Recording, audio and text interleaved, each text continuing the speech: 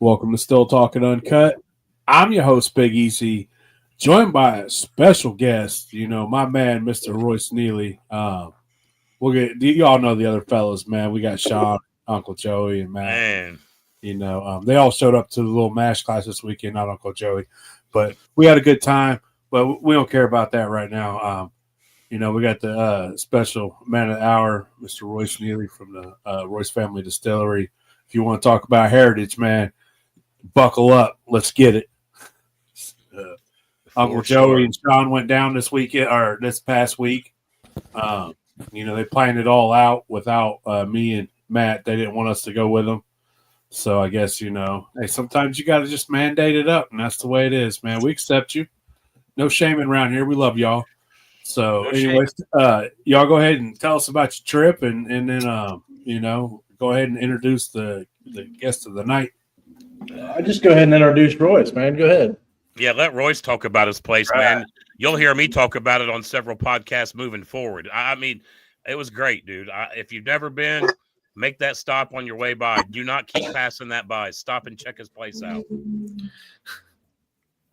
But, yeah, go ahead, man. Want me to? Oh, so just tell people who you are, how you got your start, a little bit of background to your family. Yeah. So, my name, like you guys said, my name is Royce Neely. I'm the owner, master distiller at Neeley Family Distillery.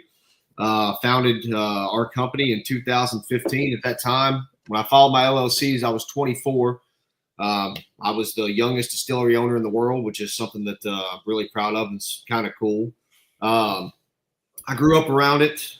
Family been distilling for a long time. We're from Owsley County in Eastern Kentucky. My family's actually, I know, Sean, are you going to be down at the Betaville Moonshine Festival this coming weekend?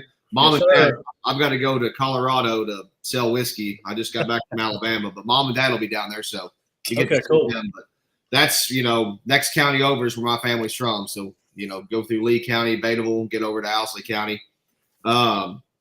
So my dad left the mountains in '88 to get away from a lot of the illegal stuff that was still going on, and founded a construction company up in Sparta in northern Kentucky, where we're at now.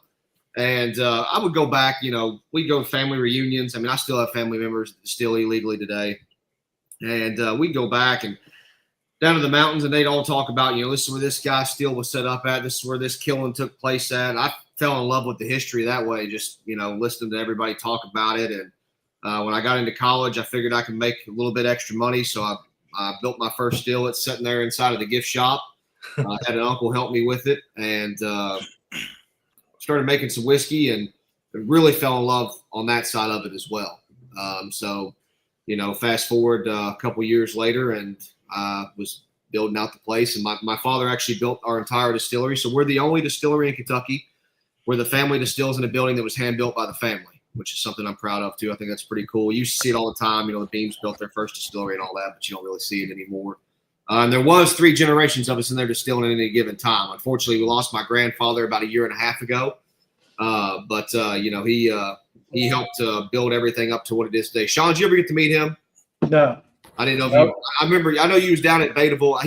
He loved to go down there at the. Well, he loved the Kentucky Bourbon Festival as well, but he liked to go down there and sling the shit at Betaville also.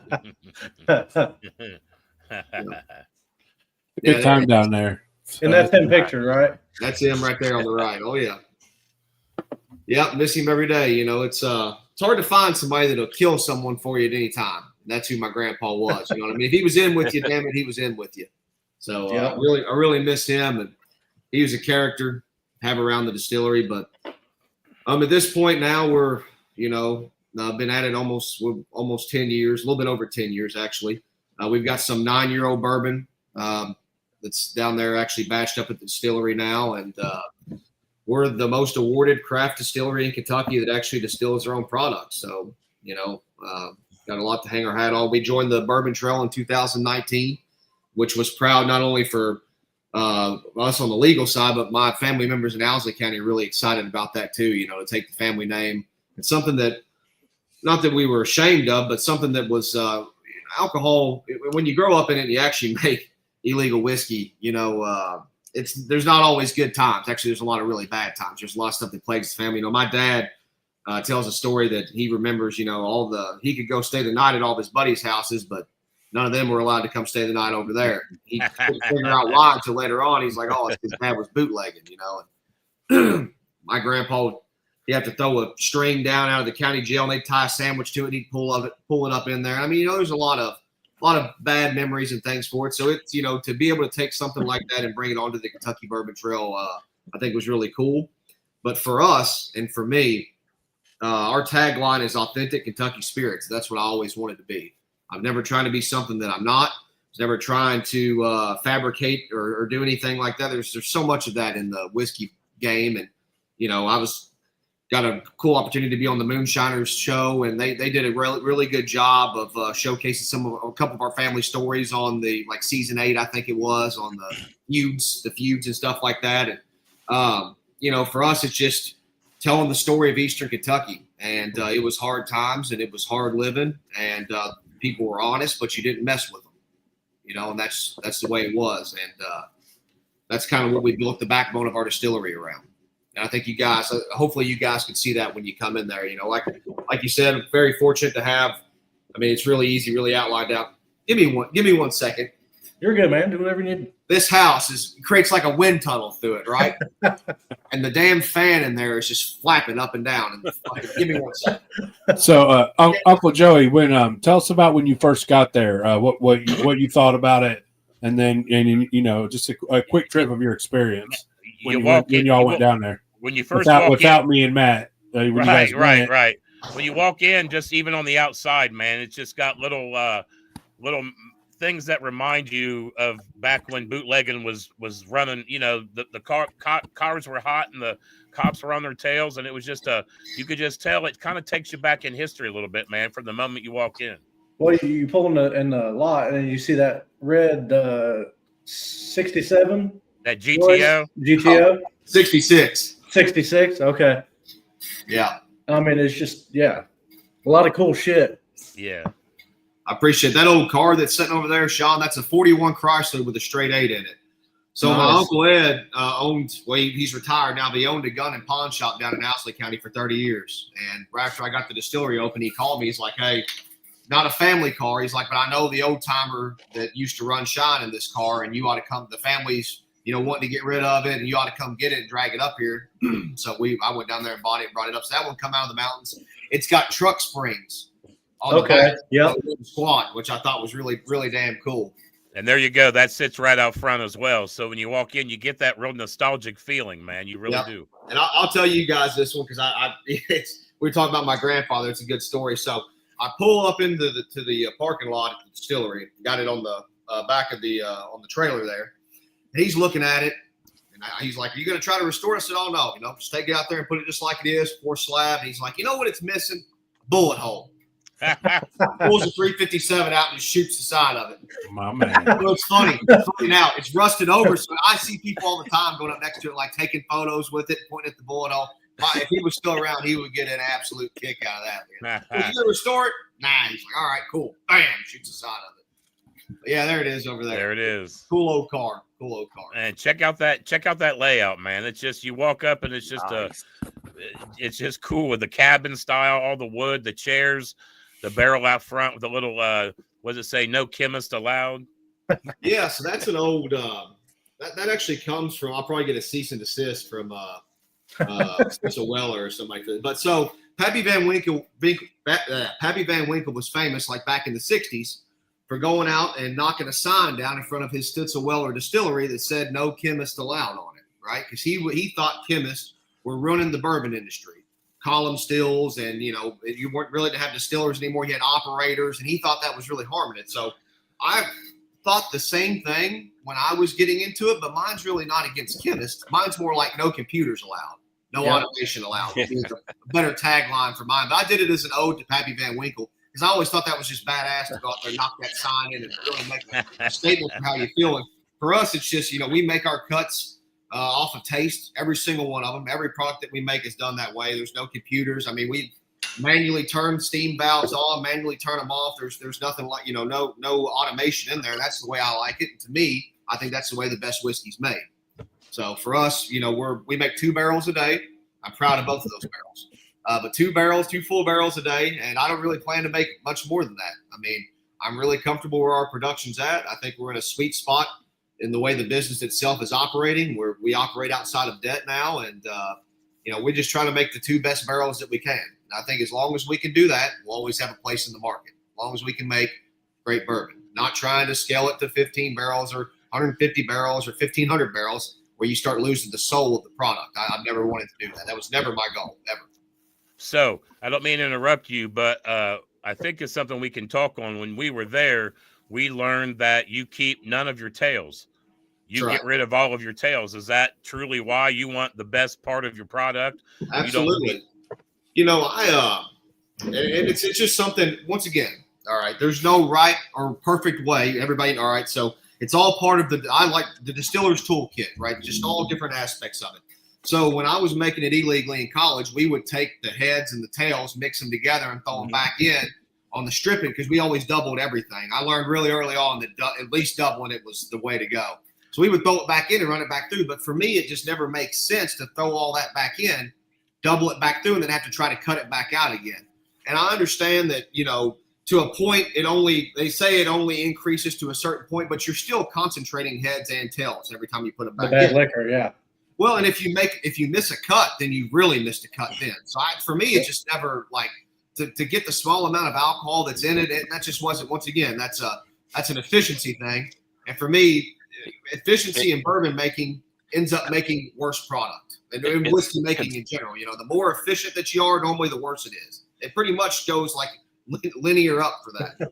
The more you making do, it more consistent. Yeah, I mean, it really is, man. The most, the best whiskey's made from inherently inefficient processes. It really is, all the way around. I know it was very interesting when me and Sean both heard that. We kind of, oh, that's, I'm sure most places don't do that. I'm sure a lot of places keep their tails. And I'm sure my guys showed you. I mean, our heads cut's a barrel. Like I'm tossing a barrel every time we run it. Yeah, and that's just, I use it to clean with. We sanitize with it, but besides that, man, it pretty much all just gets tossed. Yeah, he said we just dump it out, man. No need for it. Which, I mean, you're making good liquor. Why keep what you don't need?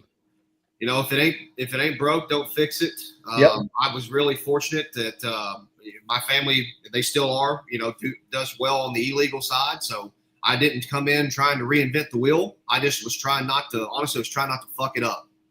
And I took a lot of the stuff I learned on the moonshine side and just incorporated that on a little bit larger scale on that, on the legal side of it.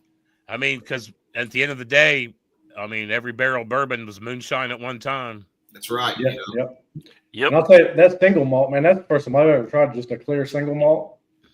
And that was very good. Thank you. That's the first time we've made it. So that was our first tries at it. Yeah. My lead distiller there, Brian, he likes messing around with tequilas and single malts and stuff like that. That's our first time making it though on that larger scale. And I got a buddy named Lenny Eckstein. He owns Deer Hammer in Colorado. To me, he makes one of the best single malts out there. And I've never made single malt before by any means. This is why you don't be an asshole. I mean, because you never know when you might need to, ask somebody for help. So, he asked me for some help a few years ago on a project. And then when I was starting to make mine, I was able to pick his brain. And he really saved me a lot of money and time and trouble and trial and error by helping me and teaching me how to make single malts. And I think it kind of showed on that first run, honestly, Sean. It tasted. I thought it tasted good too. 70% 2-row, 30% honey malt. I mean, and the main thing was the big easy's like. Yeah, and that's the way he does it out there in Colorado. He's set up to run off the grain. So I knew that in order for us to get a single malt that tasted right, we had to get one of those liquid solid separators and be able to straighten the grains out of it to where we could ferment it off the grain and distill it off the grain, just like they do over in Scotland. It was that taste was nice, man. It was very clean. Thank you.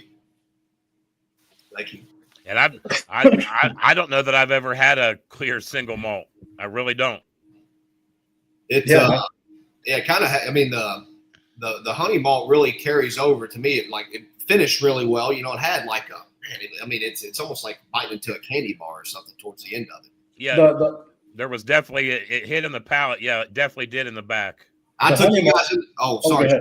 I was going to say, I took you guys in there and let you all smell the yeast, right? Yeah. Did you all get some of that coming off of that white dog as well? Yeah. Yeah. I was just saying, I mean, it's funny. People talk about like Neeley has a funk to it, right? There's a Neeley funk, which is exactly what I was going to. And then I get asked all the time, like, what gives it that flavor? And it's really a whole combination of things, but it starts with that yeast strain. And that's why I love to let people try the single malt. And I don't take a lot of people in there and let them, smell the yeast like that, for a lot of different reasons why. But I just want to I knew you would appreciate it, Sean, being able to smell it, because I knew that you could taste it coming over in the white dog. And nobody, yeast does not get the amount of attention that it deserves. Everybody's mash bill or still or this and that. But that shows you how important yeast is. Like out of everything you could taste on it, that yeast carries over heavily.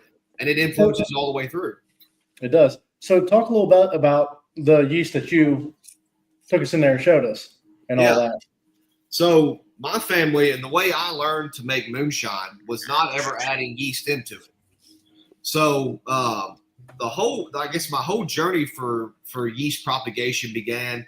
So like my great grandfather and my grandfather, when they make whiskey in the mountains, they would just take their barrels out, and they only made it in the spring and the fall. The summertime it was too hot, and obviously the winter they had to either go indoors with it, which is how my great uncle Charlie got popped twice, because he was rested in the wintertime indoors, or you just didn't, you sold in the winter, which is when a lot of people are drinking it. So anyways, that's when you get, your two best moonshine times in the spring and the fall. They would just roll their mash out, put their domino cane sugar in, put their corn in, mix it up, and then they just let it sit there. They didn't know why. My grandpa would tell you that yeast gives you a hangover. And he's talking about adding like baker's commercial yeast in. He didn't understand that it was still yeast that was causing that mash to work. So I knew that the way they had made it that way. Now, when I started distilling it, I was adding different yeast into it because I was in downtown Lexington, for the love of God. I couldn't get any yeast. So it always fascinated me, though, how these guys distilled without having to have anything. I mean, they didn't have to go really purchase anything besides sugar. You know what I mean? They could get everything they needed locally. They didn't have to go order yeast or bring it in. I mean, it was just corn they had grown, their sugar. I mean, if they was real good at it, they could malt the corn too, depending on what you was going after. But my family, as far as I know, for the most part, they always used domino cane sugar. I'm sure at some time they couldn't get sugar, and they probably went, but I don't know what those recipes are. That's lost to time type of deal. But yeah, so I knew as I was getting into the commercial side of it, how am I going to make my whiskey taste like my grandfather's if it's his yeast from down there and his bacteria and stuff like that down in the mountains? Well, how am I going to get that up here in Sparta?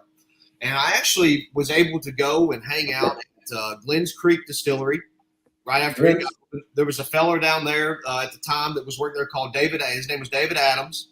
And we're building our distillery out. And at the time, they were working on their OCD number 5, fermenter number 5. That's a great bourbon, by the way. And I don't want to. Well, absolutely. It's a great bourbon. And I don't want to put words into, I don't want to speak for them. But from my best of my understanding, when I was watching, what they were doing is they were taking an unfermented mash and lowering it down inside of fermenter number 5, which was the one that was the most well-maintained. And a few days later coming back, and it was bubbling and working. They were pulling that back out of there, taking it over and replicating and working off of it and using that to inoculate and work to make it number 5 bourbon. So I was watching them do this, and that really gave me the idea of, hey, I need to learn how to go down there and catch this yeast and bring it back up here. So I started playing around with it and catching it that way. Now, catching it's one thing. And to me, catching it has always been pretty damn easy, really. I mean, you have a real sterile environment. You find a good spot. There's blackberry bushes up there. It's fertile. Catching it's fine. I could not keep it from mutating or changing. I mean, it was dying off. And at that time, I just opened the distillery up and was making my first barrels. And a buddy of mine named Steve Akeley had just got done interviewing this old distiller named Dick Stoll. And he asked me, he's like, hey, I know you're really interested in yeast. This guy used to work his own yeast on site at Michter's, the real Michter's. It closed in 1991 out in Pennsylvania. He's like, you got to come on the show. I was like, hell, I'd love to. So first time on a podcast interviewing. So we're on here talking to Dick Stoll. And I mean, it was fascinating. And you can go look it up. You can go listen to all the interviews and stuff with him. It's great. But when we got off the show and we're done, I was like, Mr. Stowe, I'm really interested in deep diving more into this, and I don't understand how to work a Donna room or how you would set one up. And he's like, if you're ever in Pennsylvania, stop by. I'd love to talk to you about it. So I called Akeley, and I was like, hey, I mean, it's invaluable knowledge for me. Like, I've always been one of those guys, when I lock into something, I really lock into something. And I don't have to be around it for a year. Yeah. I can be around it for a few hours, asking the right questions and getting the right information that can change. And distilling's that way, man. It can change your entire course of your distilling history and then the way you do things. And so I called him back like 10 minutes later. I was like, hey, we're going to jump in the truck and come down tomorrow. Are you free? He's like, come on down. So literally, Akeley met me, drove straight up to St. Louis. We got in the truck, drove straight up to Pennsylvania, met him over at his distillery at Stolen Wolf and sat down with him for 2 or 3 hours and he taught me every damn thing you could think of, and it was great. And it's worked ever since then. I mean, I was holding my pHs wrong. I didn't understand how much I understood sterilization, but I didn't understand the amount of sterilization they was doing. I was leaving grain in. So for whatever reason, when you work yeast, you don't want to leave the grain in it. You want to strain the grain out of it as well when you put it in the Donna jugs to work it overnight before you pull and use it again. So just a lot of different stuff like that old man taught me. I'm very fortunate. He is unfortunately passed away, and I'm glad to be able to continue on.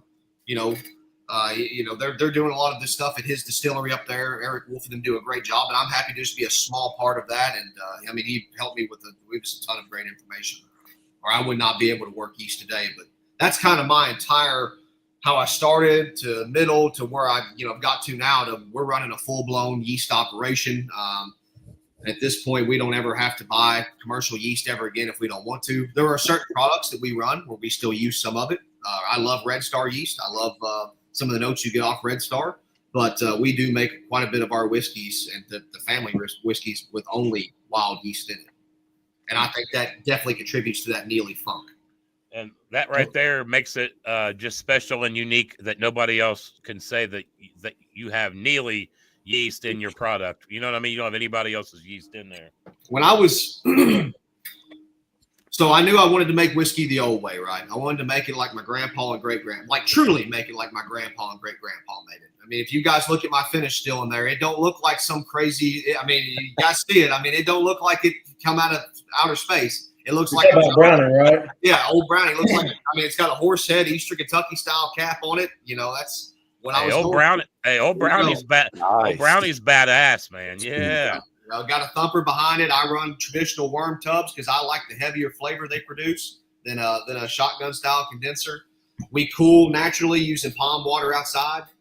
My dad asked me, "Are we going to buy a chiller?" And I said, "Let's just do it the way we did it illegally. We'll just cool naturally with water." It's worked out great. We ferment in that open top cypress. And all of those factors together help to give you that old school profile. And when I started making bourbon and going out to other distilleries, I would hear everybody say, "Oh, we make it the old way. We make it the old way." And then I was going to the distillery and I'm like, "What do you mean you make it the old way? You got a 46-foot tall stainless steel column still. Still used to rectify oil. You got closed top fermenters that don't let anything into them at all, pulling CO2 out you're selling to Coca-Cola. And you buy your yeast in 1 pound bags that the same stuff everybody else uses. How is that the old way?" You know what I mean? And, and there's nothing wrong with that. Once again, I'm just saying though, if you want to truly make it the old way, it's not easy and you have to take the steps to do that. And I think that's why we get a lot of people compare our whiskey to like the Four Roses from the 80s. Or the turkey from the 70s, or the old beam decanters, and that could be there's no greater thing somebody could say to me than, "Oh, it tastes mature, but it still has the grain flavor to it." I'm like, that's exactly what I was going for. That's why I don't sour mash. That's why I use a pot still. I didn't want the flavor. I mean, why would I want to use these great grains and local grains and good water we pull off a well on site and the yeast just to sour mash it? And then run it through a column still and lose all that flavor and just let a barrel take over. I never wanted to do that. It was never my goal. So I got a random question. And you being from there would probably be able to answer this. Is just a single pot distillation, but running it twice, is that a Kentucky thing? Like without a thumper? Or is that Because I know you do it, and then there's another guy I know over in Kentucky that does it as well. So it's funny. So my great uncle Charlie, right, was known as making some of the best, if not the best, whiskey down in Owsley County. We're talking in the 50s, 60s, and 70s. And my great grandfather made some real rot gut whiskey, right?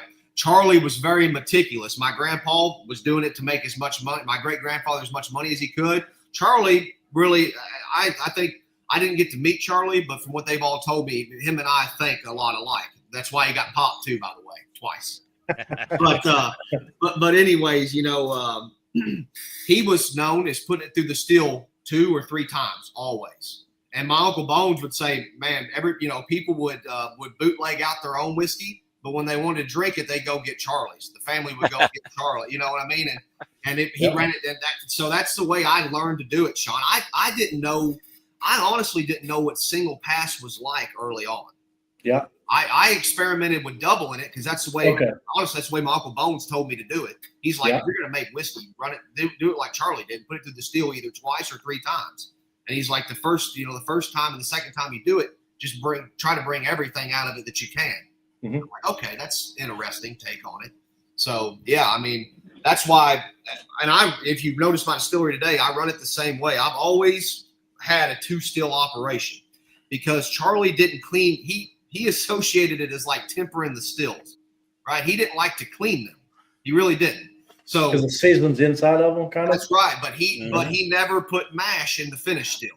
It only got what he called his back ends and whatnot. It only got that inside of there that he double distilled through it. So that's the same way we run ours as well. Old Brownie's never had mash in it, and I only deep clean it once a year. Every time you run it, it essentially cleans itself. It's, you can see oil and stuff building up in her. We essentially clean it to keep the cooling coils and stuff cleaned out of it. But like I said, we only do it 1 time a year. We clean it. Or do we do a deep clean in it with like caustic or something? Besides that, we just let it run. I know but that was able to do that now. If I was doing it, if I was using the stripping still and a finished still in the same still, that you couldn't do that. There's no way. So what's your? Go ahead. Go ahead. No, you go ahead. There was a lot going on in that room, man. That was a cool. The mash, the stills, your absinthe still over there on the side, man. That was a cool. And your little you had a little 10-gallon with a column for a little experimental still. Yeah, we call that thing the Swiss Army knife because we can strip gut the column out of it. We can take the column off of it. We can put gin baskets on. That's our little experimental still that we play around with. And it makes perfect sense to have one, man. It really, really does. They're incredible. A lot of guys don't have them in their distillery. To me, a 10-gallon steam jacketed test still is one of the most important pieces of equipment you can have. That's what we designed all the absinthe off of, was off that still. That's awesome. If you would go ahead and talk about that absinthe still, man. That thing's badass, man. Yeah. So once again, going back to that not being an asshole thing, I got a buddy. Got a buddy up in Illinois named Adam Stump. They call it Old Monroe now, but it used to be Stumpy Spirits. Incredibly intelligent distiller, but he's like one of the best guys I know at just finding random equipment. I mean, the guy's built an incredible distillery and pieced it together from stuff from all over the place. And I had just won my first double gold with my absinthe. And he called me up and he's like, hey, I bought this entire shipping container of old stills from Belgium. I was like, all right. He's like, there's an old absinthe still in the back of it. I was going to use it to make gin in, but honestly, at this point, like, that's sacrilegious. If you want this thing, come up here and look at it, and I'll make you a deal on it. So I drove up there in a box truck, and he took care of me on it. I mean, he could have and he knew that. He's a good dude. He took care of me on it. We brought it back. I didn't know if it was going to run or not. If it didn't run, it was at least cool to look at, to sit in there and show people. But when I took it to Vendo, they're like, "Oh yeah, we can get this thing to run." And it's so old, everything in it's lead soldered. But they've tinned the whole inside of that still. The whole inside of that thing is tinned. No shit. Yeah, to where none of the lead touches, which is pretty neat. Well, it's wild. It's funny you say that because when you walk by it, it 100%. I mean, almost 1,000% looks like a museum piece. Yeah. It does not look like anything that you would run, like you run it, man. It really does. And you said it leaks, it does this. You said, well, but here's the best part about the leaking with it, and why I've never fixed it. It doesn't leak from any of the vapor. Well, it had one leak in the line arm in the vapor path, but another buddy of mine up in Cincinnati he actually has a business where he repairs old copper gutters, which I did not know this was a thing. I mean, people pay huge money to repair these old copper box gutters. So he is excellent at working on old copper.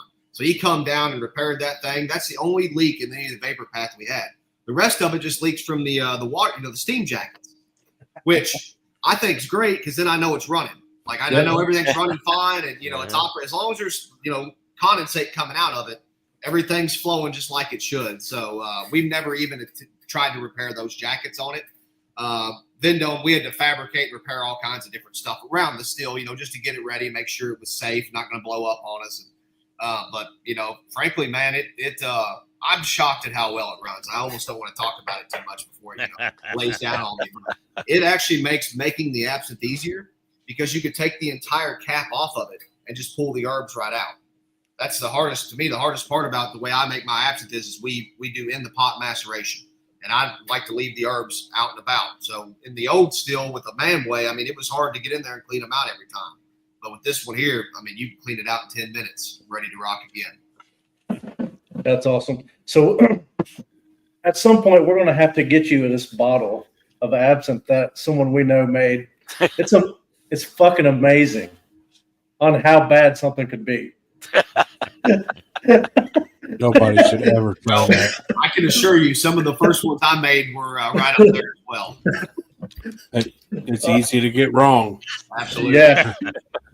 Well, there's a lot of different methods to how to make it too. So not only was I was using some old books and stuff to pull some recipes out of, then I was altering those recipes, but I was also kind of altering production methods on it too. Like I said, there's a lot of different ways to do it. So what's your out of everything you make there? What's that? Out of everything that you make there, what's your favorite thing to drink? Oh, well, okay. I do. I've got a green liver. I'll tell you that. Most of my employees do. We've done a lot of research and development on the absinthe. I love the absinthe, and I like to drink it on the rocks. I think it loosens up well like that, and it kind of waters itself down as it needs to. Mm-hmm. I mean, I love our bourbons. The favorite recipe that we make is that 4 grain with the oatmeal in it. I really like that one. I like our rye whiskeys as well, but man, I like the blackberry moonshine, man, as a sipper, especially in the summertime. Yeah. These experimental bottles you had on the shelf, man, that's damn good liquor in those as well. Which one you got there? I've got the corn, wheat, and malt. Sean grabbed the rye. Yes, yeah, I got the rye. Okay, nice. So you got the 19% wheated recipe. That's based off. I did that one based off the old Stitzel Weller recipe. Man, and to me, that's got that funk to it, like that kind of not earthier, but that kind of old school taste to it. Man, but it's got such a good nose, and it does have a little funk, but man, it's not like it's a nasty funk. No, it's very smooth, man. It really. I always make sure that I want to clarify that. When I say funk, it's not like moldy grain, like geosmin funk. I don't know. Like you said, in a good way. Yeah, I'm really glad you cleared that up. I had them go the other way too. We were always watching our grains. No, it smells good, dude. It's got a really good nose on it, man. And this is what's the age on this? Was this a 4-year, the experimental? Did I read? I can't remember. I want to say it's somewhere between 4 or 5 years, but it's in a 25-gallon barrel. Yeah, this one's 51 months. Rye. The plan with those smaller bottles was to phase them out over time. So if you turn them over on the back, they're called a taste of what's to come. It was whiskey that I was only selling at the gift shop while I was waiting for everything to age and get some age on it. But they honestly took on a profile of their own and started to gather such a cult following that we've just kept them around and just allowed them to get, 5 years in a 25 is about like 10 years, at least surface area wise, in a 53. So we've just kept them around as we're, allowing our 53s. I've got some 53s this year that'll be 9 years old. Well, and to be honest, it's probably nice for people to be able to come in and they're actually essentially they can get 2 bottles.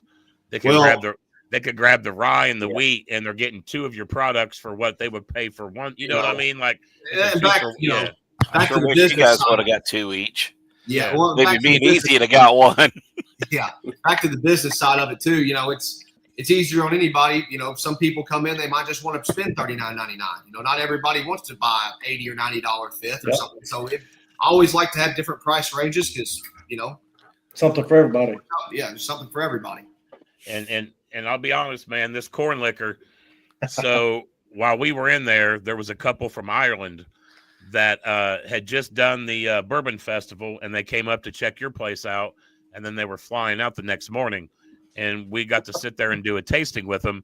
And when I got to your corn liquor, I took a drink of this corn liquor, and I was kind of like, damn, that's what corn liquor is supposed to taste like. And Thank you. I've probably had 8 to 10 really good jars of corn liquor since I've really got to drinking it. And I put this up there, man. It's you know, in my opinion, a lot of the commercial corn liquors, they kind of get away from it, maybe because they're mass producing. This does not taste in any way, shape, or form mass produced. This tastes like a true, this could be ran on a 15-gallon still. You know what I mean? There's a lot of flavor in this. So kudos to your clear corn, man, at 120 proof. You know, that's the backbone of everything for us. And, you know, I always tell you, no matter how good the bourbons do, we will always make that moonshine right there at the gift shop, whether, you know, and it's a pride thing for me. And, you know, one thing about the moonshine is, I mean, obviously my great grandpa and, you know, they didn't have access to honey malts or chocolate malts or anything. And because there's a lot of cool, really good moonshine stuff being made today where people get to really experiment with all the stuff that we have available to us now. But that there, what you got, I mean, that's my great-grandpa's recipe. That's higher cane sugar, and it's all Domino cane sugar in it. We still buy 10 and 25-pound bags of Domino cane sugar and hand dump them in. We use sweet corn in it, and it goes through the pot still 3 times. And we ferment it with his yeast. I get that green apple from the yeast, I think, comes over well on it. And then we always have sold it. They used to sell theirs more along the lines of like 95 to 100 proof is where they like to be at. I wanted to leave mine at higher, closer to the still strength at 120, just because I never wanted anybody to say, oh, that's not, you know, that ain't real moonshine. You know what I mean? It's watered down too much. You know, that'll light a blue flame. Yeah. If you want to light one. That's what's funny, man. You have all these people that don't know. They're like, I want that 180. Well, you give them 180. And then they're like, oh my God, you know, like. Well, you know, and I mean, off of a regular pot, like it's hard. You know, I put it through 3 times and I'm coming off the still at 127 to 130 proof. I mean, to get off of a traditional pot still up 100, to get above 160, 170, it's really damn hard to do. And it takes a lot of runs. So you know, it was never anybody, you know, it was never sold like that in the mountains, at least in Eastern Kentucky. And most guys sold it at around 100 proof. Right. Right. We were barely light. You know what I mean? That's where they wanted it at, because that way you could still sip on it without it burning you up. And it's always funny to me too. One thing, people are like, oh, if it's flavored, it's not real moonshine. And I'm like, that just goes to show you when you don't know, you know, when you talk, sometimes you don't know what you're talking about. Because my great grandfather, who was distilling in the 1890s, was putting horehound and horehound candy in his moonshine then. That's why we do a horehound moonshine today as a tribute to him. And he lived to be 101, so maybe he knew something. But he was flavoring moonshine back then, because he, you know, all the way through, moonshine has always been lemons put in it, or, you know, blackberry or anything else people put inside of it. Because, I mean, hell, you don't always want to drink straight corn whiskey. Right. Not always, you know. Sean, did you try the horehound? So, yes, I've never had it. And when I seen it on there, I was like, I got to try this.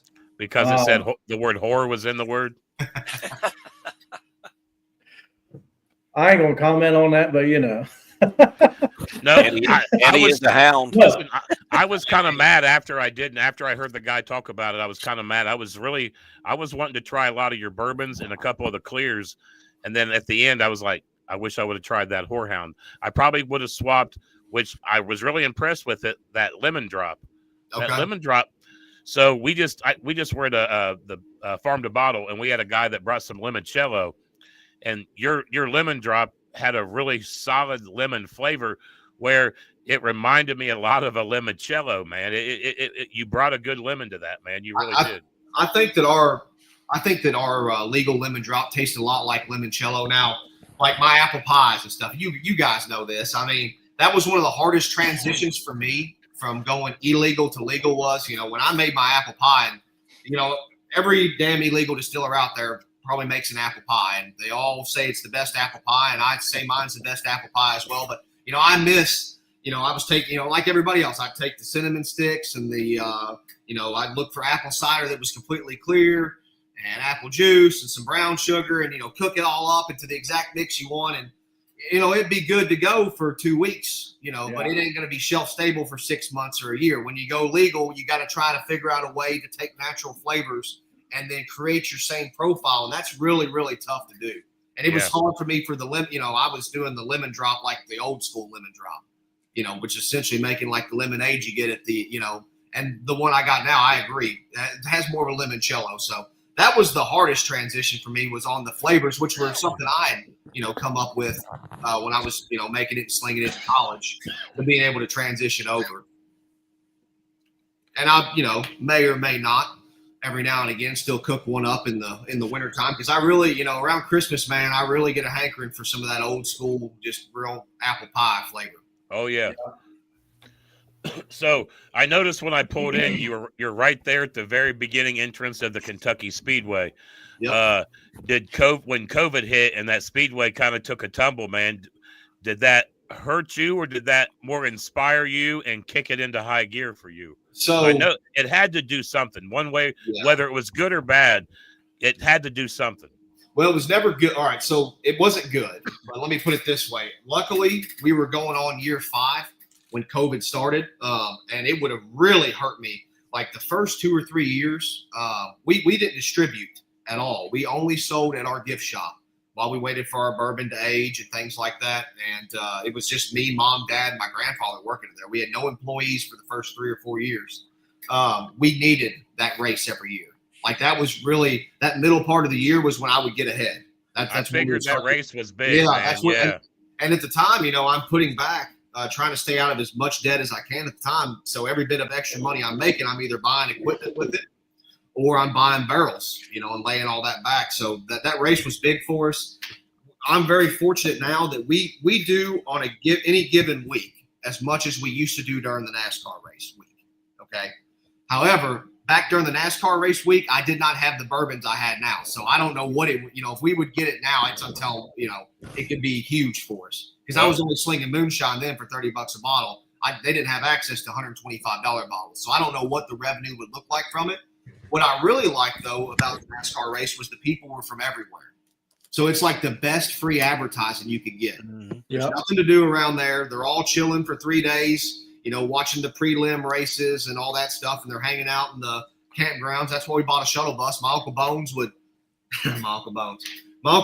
go drive through there and pick people up. So I taught him, Steve Akeley comes got me. He's like, Royce, Bones is shotgunning beer with the people in the park.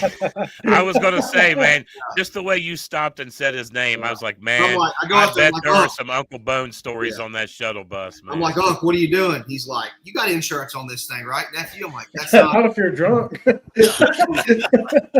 Every group got an Uncle Joey. Uncle Bones, man. Every group got a bar. Yeah. I feel like me and your Uncle Bones probably would have got along really. He's a good guy, man. Uncle Bones is. He's a character. But yeah, the NASCAR race was great. So COVID happens, right? The track shuts down. Now it's weird. It's like all these rumors still swirling around that the track's coming back. They are maintaining it. I know. So, and I hope when I started my distillery, they had already transitioned over to only doing just one race a year. That was it. I remember back when they did like 25 races a year early on. I would rather have that, because the NASCAR race is so much. There's only so many people I can pack in my place. Like physically, there's only so many people to get in there. The truck series was probably good, yeah.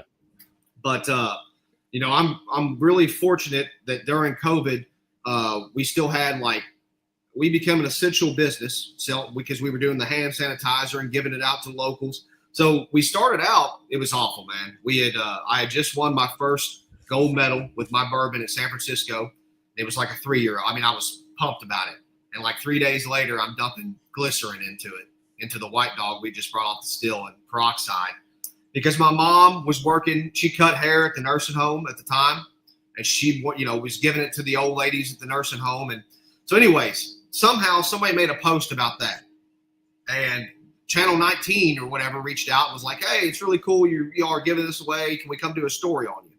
Well, then once they did this story, every damn business in the area was calling us. And I was really fortunate, man. Right down the road from me is like some of the biggest manufacturing in the country is right down here with Nucor, Nass, Gallatin Steel. But the big one for us was Dow Corning.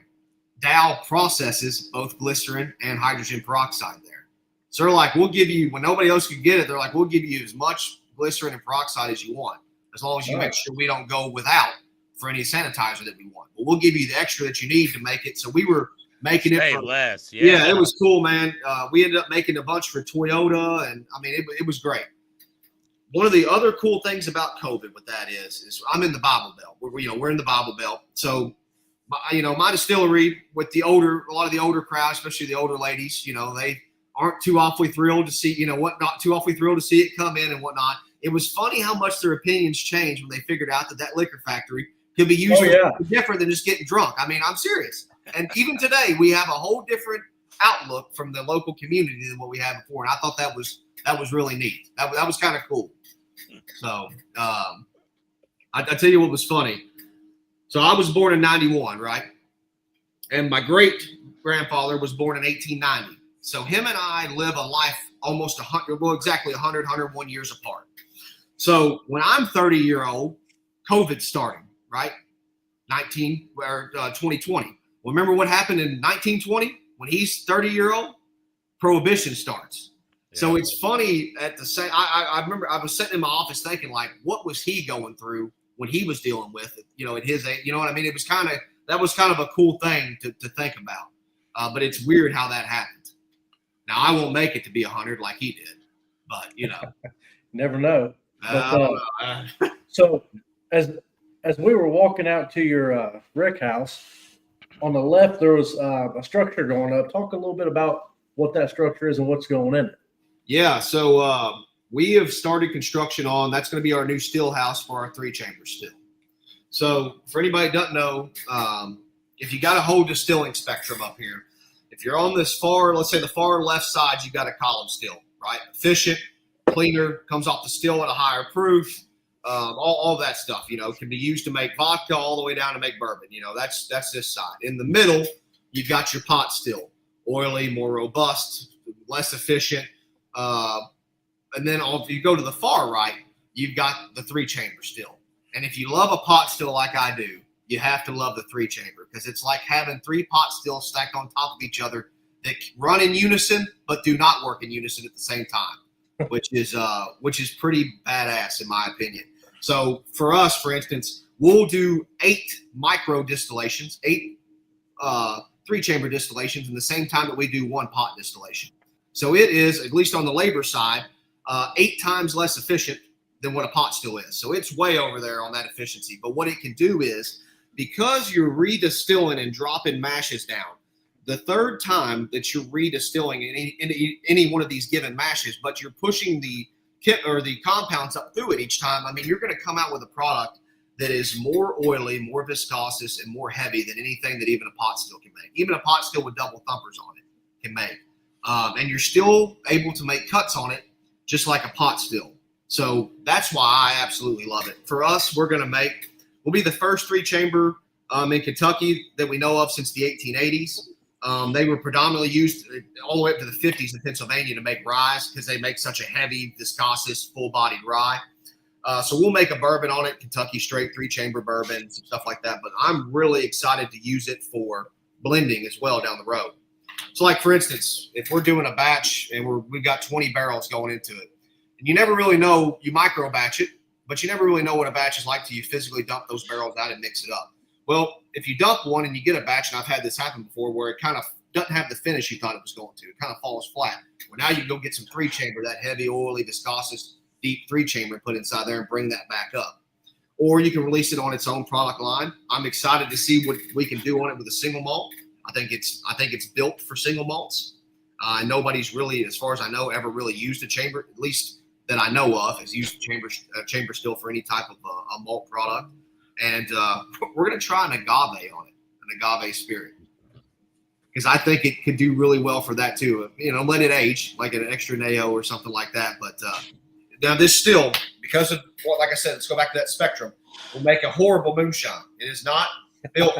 It's not built to drink off the still. I mean, you can see if you run it the right way, a lot of times you can see oil floating on top of it. But give it 5-6 years in that barrel for that, slow oxidation to occur and esterification to occur. You can create something that no other still can make. And that's why we wanted to put it in.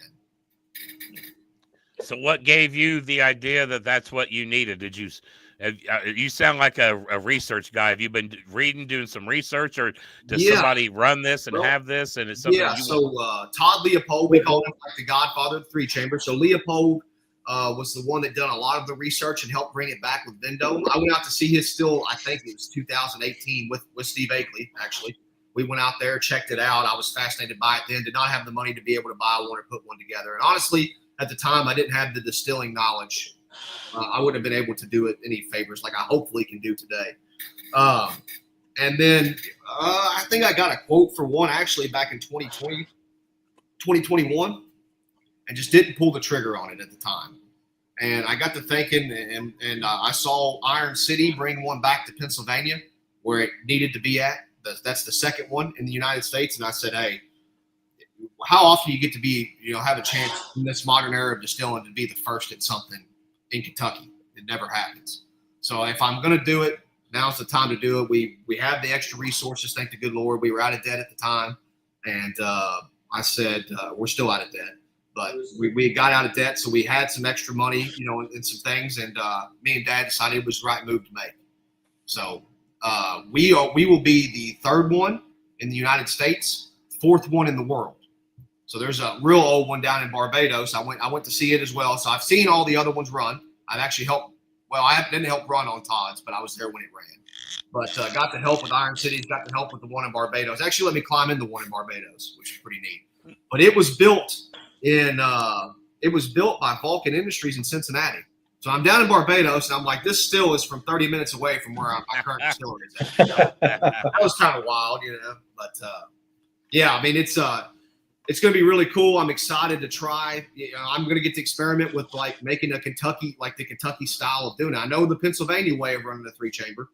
And, obviously Todd's got his method for Colorado, but I'm going to get to kind of be the guy that starts out on inventing this Kentucky method. So I'm looking forward to incorporating, like we talked about earlier, some of those Eastern Kentucky methods, Sean, into that way of running that three chamber.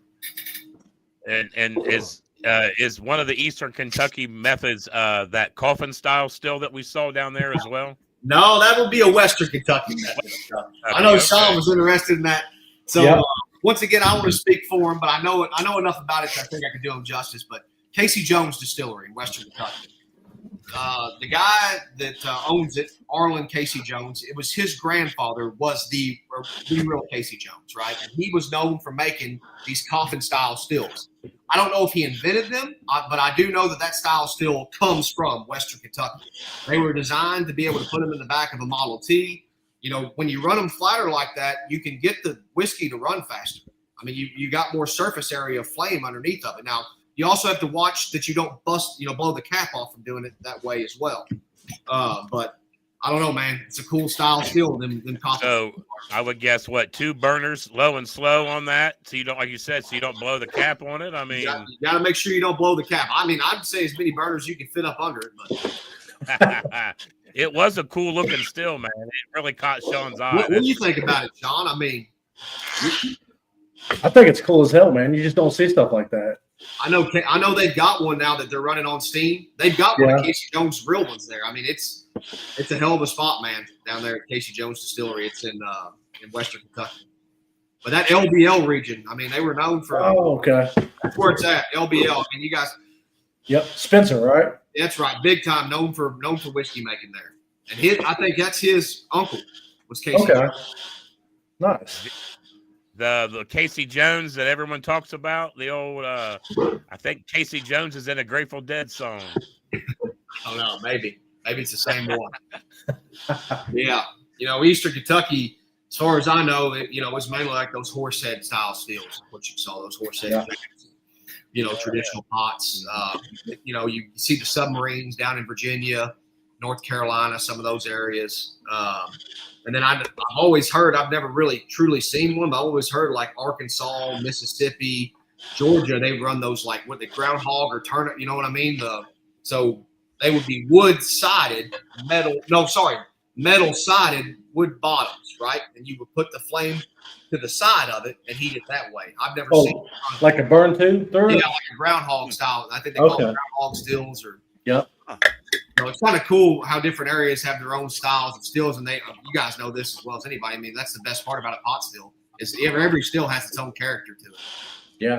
Yeah. Well, that's like if you were to get online, and you scroll through Facebook or whatever, and you see people, this is posting pictures and videos of their illegal still or whatever, you can about tell who built that. If they bought it from somewhere, which is cool because, Rick's got his thing, Vendome, Kevin Gordon, all of them. Yeah, actually, when we built our first one, thank God for Google, me and my uncle, because, I was trying to figure out a way to put one together, relatively, because now we get copper fittings, With my grandpa, they were over there trying to fabricate, cutting 90s, and, luckily today you can get fittings and whatnot, but I think we found our original design off of what somebody else had made online and was like, hey, I think we can put that together pretty easy. That's awesome. I almost blew myself up with it. I showed you guys that, Hey, it was pretty cool. We got to see your grandfather. Was it your great grandfather still? Yes. And then your still ain't far from that, just around the corner there. So it's pretty neat to see the history. You've got a museum/distillery, is what you've got. That's what we were trying to do with it. And that's my most prized possession is my great grandfather's still. Really, really fortunate to have that, and that the family kept it for all those years. So I went and got it. If you look at one of those photos, you can see where it was at. I went and got it out of a holler in Alston County where my uncle had. One of our distant family members still had it. He used to hang up, always everybody in those old towns had a garage where all the old timers hung out at. Played and drank while somebody worked on vehicles, and somebody actually worked there, I think. But that old still hung up as like a decoration on the wall for years until they shut the garage. Oh yeah, nice. And then you have another still over in the corner right beside that. Tell us a little story on that thing. That was badass. Yeah, it is. That thing is badass. I got really lucky. Brad Bonds owns a Revival Vintage Bottle Shop up in Covington, and he deals in old whiskey. At this point, He's probably the most known guy in the country for if you got a vintage bottle, you want to sell it or know what it's worth, you go find Brad. So my understanding on the way it went down was an old couple owned a liquor store up in Pennsylvania, and one of them passed away, the other one is elderly and sick, and they hired a friend of the family to kind of start liquidating stuff that they had at the liquor store. And this old still they've had apparently since like the 50s or 60s. They just had it sitting there on display. So he didn't know what it was worth. So he reached out to a friend who said, hey, call Brad Bonds. Well, Brad's like, I only deal in vintage bottles. Like the only guy I know that has old stills is Royce. Call Royce. So when they called me, I was like, I started watering at the mouth when I saw it. And I thought it was a third of the size of what it is. I honestly didn't. I bought it sight unseen. So I'm like, all right, I think it's 50 gallons. Here's what I paid for another one that I've got out there. It's hard for me to tell you what it's worth because it's worth whatever somebody's willing to pay for it. That's right. And here's what I'm willing to pay for it. Yep. And we worked out a deal. And like I said, I bought it sight unseen. They shipped it to me. When I got it in, I'm like, holy shit, it's 3 times this. It's probably 125 gallons. I'm like, what? That bad boy was thick too, man. Yeah, man. it's as thick. Like I said, it's as thick as the Vendome still I got. Yeah. Hell of a piece. Built by G&F Harley and Company on South Front Street in Philadelphia in 1811. That's insane. And I know aside of that still, the only old ones we know of is from Indian Creek up here. Yeah. So we got to looking online. As far as we can tell, it's the oldest registered still that's still in existence. I think Indian Creeks are from like 1830s. Mm-hmm. And there's another really old one that's supposed to be from the Oscar Pepper Distillery. They actually dug it up at Woodford Reserve, and it's down here at it's down here in Louisville in a museum on display. It's from somewhere around that time, but as far as I know, it's one of, if not the oldest registered still that's still around. It would run today. You guys saw it. It'd take a little bit of love to it, fixing that all that globbed up lead solder, but it could be fixed easily. It could be. That thing was cool, man. It definitely catches your eye in the corner of that room. That's for sure. Yeah, it's a cool piece. My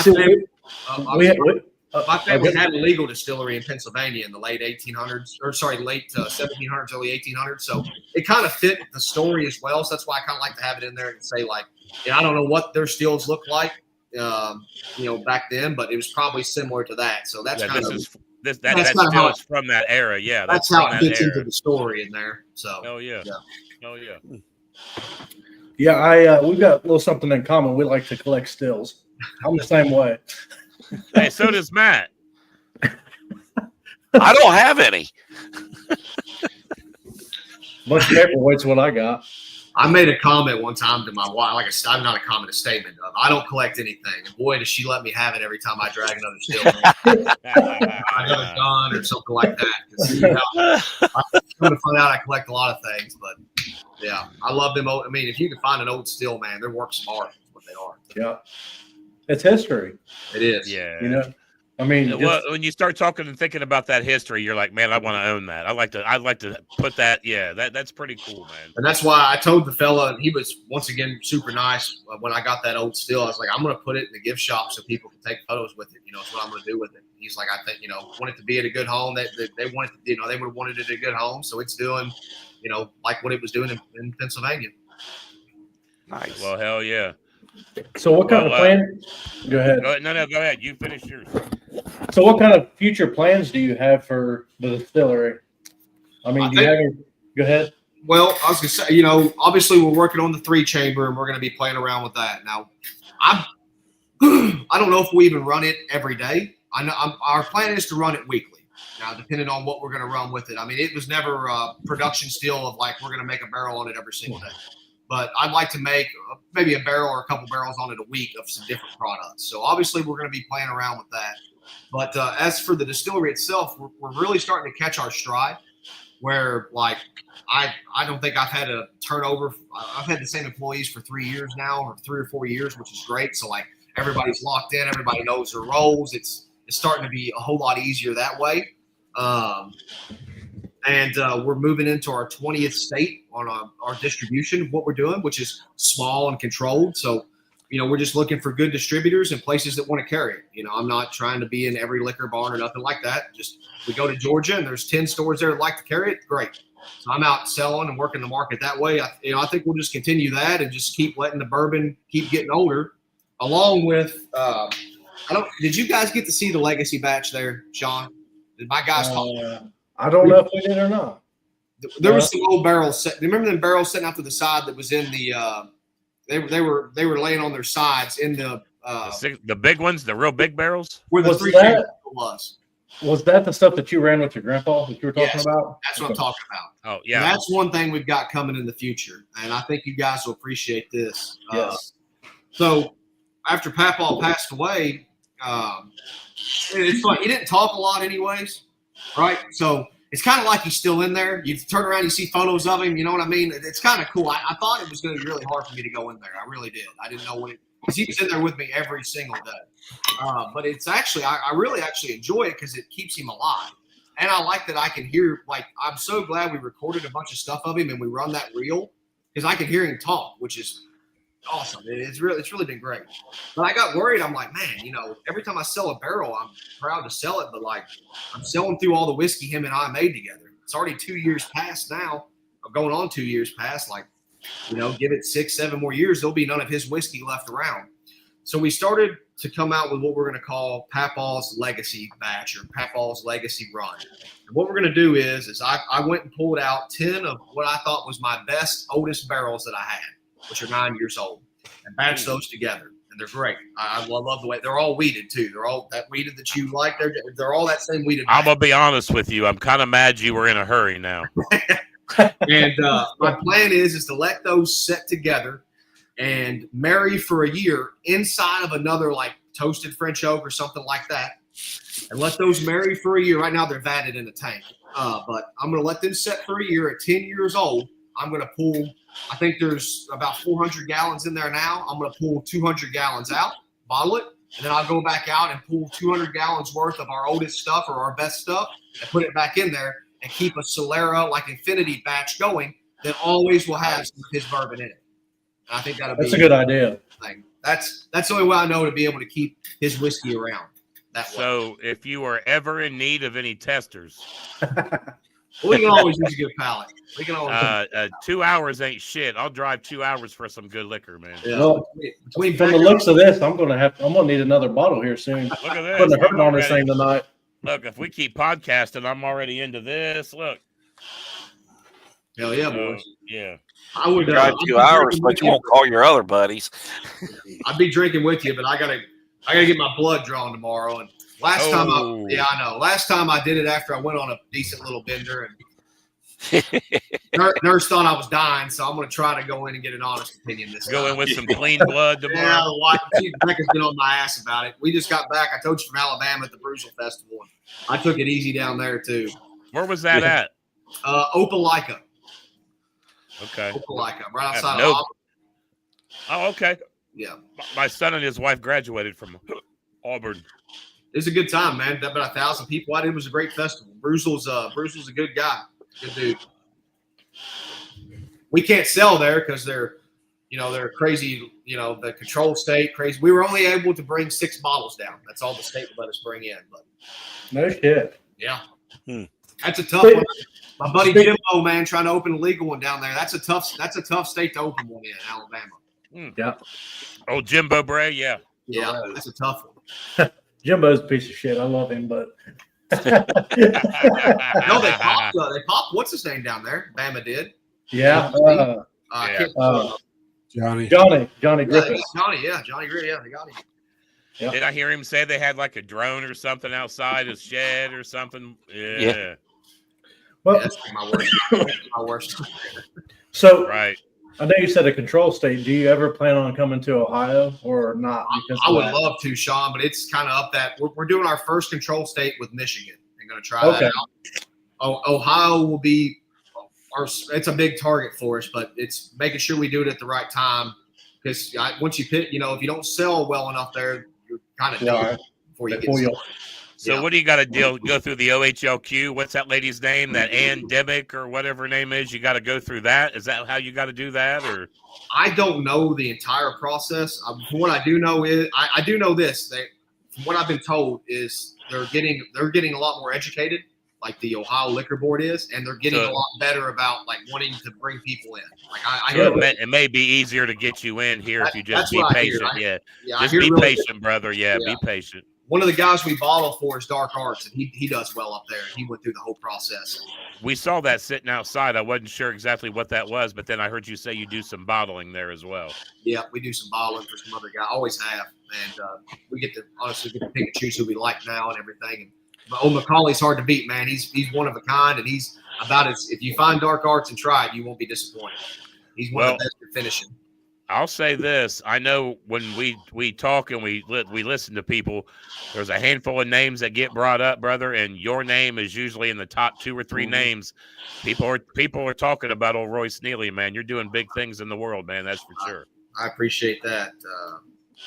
It's I feel really fortunate just to be in this industry. I really do. I mean, to know that you and Alan Bishop are talked about in the same group and same sentences, that's got to make you feel good because everybody knows Alan, man. Everybody talks about Alan. Yep, and your name is always. I mean, you for real, brother. I've heard you a lot here in a lot of conversations lately. I appreciate that. Alan's been at it for a long time and worked really hard to get where he's at. And, you can't cut corners with it. That's what it takes. It's hard work, and you guys know this. It's long days, and my grandpa always said a lazy man never made good whiskey, and that's true. You know what I mean? It's a lot of work and it's a lot of stress. Owning it's a whole different animal, but at the end of the day, I'd much rather be doing this than, being an attorney or something else. That's why Sean made vodka on the show, because he's lazy.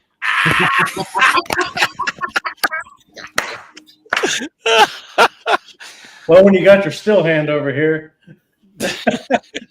But no. So I have one last question. All right. So when you were making it in college, like what what gave you the push to go legal? Like, I'm sure, everybody wanted to, but like, was there a family member that was like, hey man, why don't you do that? Or why don't we, Well, so it was funny. I was in college. This is like 2010. So Moonshiner's show is on like second or third season. It's a massive hit. And this is when Tim's going legal. So like everybody is talking about going, you know what I mean? Everybody is. And at the time, I just, Steve Beam had just opened his place, Limestone Branch. Yep. And I'd sit down in college, and of course, me and my buddies, we're making it, bootlegging it, and shit like that. And so we're dreaming and talking, and I'm thinking that it's a 50 or 100, it's a massive project to do. I didn't understand what it was like to be able to open one until I was actually going to buy a pistol out in Lebanon, Kentucky, and I drove by Limestone Branch, and I saw the big Climax Moonshine sign outside, and I was like, oh shit, there it is. So I stopped by, and I was like, all right, this is 4,000 square foot. I know enough from working in the summers with Dad in construction that, like, roughly about what they got in the building, this is something, this could be done. And then I just started, I just kind of lived it, man. I started researching, picking the brains of everybody that I could. That's when I got in with David Adams, who just opened D.W. Adams Distilling down in Georgetown. It's been sold a couple times now. I think Bourbon 30 was there last, the Mattingly's, and started picking his brain and just talking to everybody, and it just kind of took off from there. And I sat down one night. I was studying for the LSAT, and I sat down one night and wrote up the plan for what would be Neeley Family Distillery, and took it to my dad. And he's been all in with me ever since. That's awesome. That's man. So since you guys aren't a control state, is it? I don't want to say easy to open, but is it? I thought.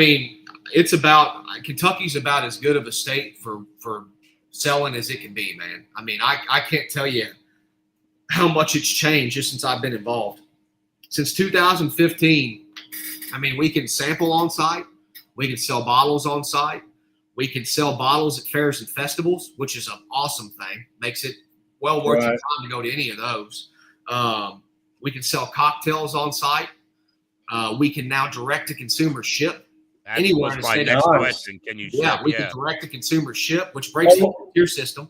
Only in Kentucky, though, right? No, any reciprocal state.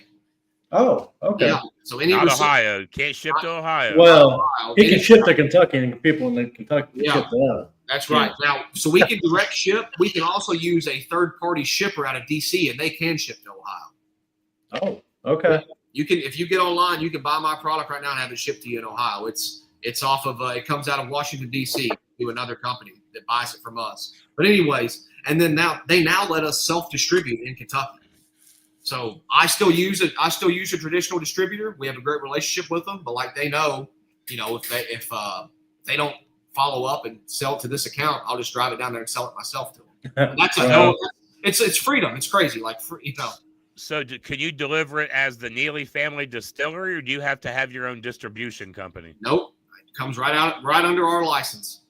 So on our way down to your place, we passed a winery distillery that's in Paducah, and they had their own delivery van. It was Bluebird or something. Was that like Baker Bird?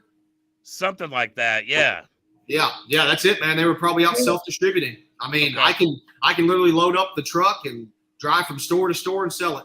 Yeah, they were barely into Kentucky, but we passed it, and I'm looking on the back, and I'm like, Paducah, Kentucky. Yeah. But yeah, that's another story. Yeah. So you could just load up and go. That's badass. Yeah, man. we just record everything, pay your taxes on it, and that's kind of what Kentucky's been about is paying the taxes on it. Now they'll even let us have a satellite tasting room under our license, which is great too. They've been fantastic, man, to work with. Kentucky. Well, they know they're making money, so they're very smart about it. Yeah. Unlike the state that we live in, who our poor buddy John Benz, man, he's finally getting to open sometime soon. Yeah, thank God that Kentucky has realized that, because it is our biggest tax revenue provider now. I think there's something crazy like 22 million barrels of bourbon aged in Kentucky. I just saw from the Kentucky distillers, we'll pay almost 20 million in taxes this year just on the barrel aging tax. And that's unique to Kentucky. We're the only place in the world that taxes barrels while they age. That's insane. And you know, if you pay attention to what everybody's saying, not everybody's going to make it. But I feel like you're not going anywhere, dude. You make a damn good product down there. You're clear, your flavors, your bourbons, I mean, there's so much on your shelf, dude, and it's solid product.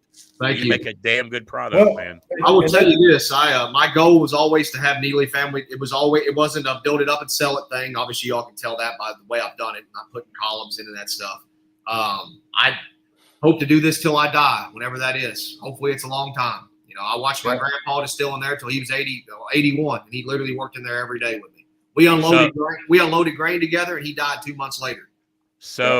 So just roughly saying, your plan is not to sell to MGP? No, I wouldn't. Hell no. But you know what I mean? They're buying up a lot of places, man. They're going around and buying places up, and it probably makes sense for some of these distilleries. They're getting bought up before they feel the crunch. So but not everybody's going to feel that crunch, man. I think somebody like you're going to keep rocking and rolling, dude. I really do. When we had a couple, we had some good years, and we, instead of going out and buying a yacht or something dumb like that, I paid off the distillery debt. So and I did that. If I was going to sell, I wouldn't have worried about paying off the debt. I would have, I'd have used the money to, and I used it to pay off the debt with the hope that, we can, I'm still sleeping fine at night. Whether the bourbon industry's done this for 200 years, and it will continue to do it. And there'll be ups and downs, and I just trying to weather the storm the best I can. Hopefully we make it through it. That's the plan. Good products will stick around, dude. That's for sure. I appreciate that. Well, we're about to put Big Easy to sleep up over here in the corner. I feel like. No, I'm just listening. I don't listen a whole lot. I know that's what I'm saying. You're enjoying to listen tonight. I know. But all right, well, we've kept Royce on here long enough, man. As you said, it's Monday night. We went a little long, which sometimes it chooses you. So we could have went 2 hours tonight. Man. Oh yeah, I could stay here for about 3 hours, and who the good guests are when we go over it like that. Yeah, and we just like to hear you talk. So like I said, we appreciate you being on, and we'd love to have you on again. Just let you talk, man. Sure. I appreciate you guys taking your time and inviting me on. We appreciate you taking your time and sitting down with us. So whenever you get that 3-chamber in, I would love to come and check it out. So you have the absolute invite. You have the invite to come do it, Sean. Next time we come down, we'll come down with Sean and Uncle Joey. Yeah. But who we got on next week, Uncle Joey? Next week's guest, we have the one and only Jesse from Still It. Oh, old Jesse from Still It, man. I believe, is he from Australia, New Zealand, it's something New Zealand, like that? I believe it's New Zealand. Yeah. Yeah, we got Jesse on. Old school. Like, that's an OG right there. Yeah. Him and George, man. Uh-huh. Him and George were on YouTube first. So, but go ahead, Sean. I was going to say, before we quit in this, Royce, tell everybody where they can find you. Absolutely. Give them your location. Yeah, man. So you can find us down in Sparta, Kentucky. We're open 7 days a week, tours every day. Find us on Facebook, Instagram at Neeley Family Distillery, or buy products at NeeleyFamilyDistillery.com. Nice. Good deal. Highly recommend it, man. I highly recommend it. Thank you, guys. Absolutely. And y'all have a good night. Oh, go ahead. We'll be in Beattyville this weekend. Some of us. That's we'll good. Stop by and see Mom and Dad. They'll be there. Saturday. The show Saturday. I think the little get together is Friday. The pre-party. Oh, up at Donnie's. Yep. Hope to make it for that. If not, I'll definitely be there on Saturday. So I'll see everybody down there on Saturday. If you're there, it's going to be a great time. It always is. The weather's supposed to be beautiful. And then after party, travel-wise, baby. that does bring me to one more question. Not question, but you said honey malt. I think the only other time I've ever heard anybody run that is Donnie, if I remember correctly. I ain't gonna lie to you, man. Donnie makes some damn good whiskey, some damn good shine. And I don't, he come up and did a class at the distillery, and that's one of the reasons why I knew when I messed with my malts, when I started to do a single malt, I definitely wanted to use a honey malt. So I ain't gonna tell you. I mean, I'm a little jealous, man. Like I said, like Donnie makes damn good whiskey. So that's why I was kind of comparing. Like the moonshine is is not something I created. You know what I mean? That's the family Right. recipe. That's the way, and I didn't want to alter that at all. So I don't want to put nothing else out about it. But the bourbons get to be a representation of me. So that's what I was trying to explain. But yeah, old Donnie, he rocks that malt the right way, man. Hell yeah. But well, all right, and y'all have a good night and shine on. Thanks, Royce.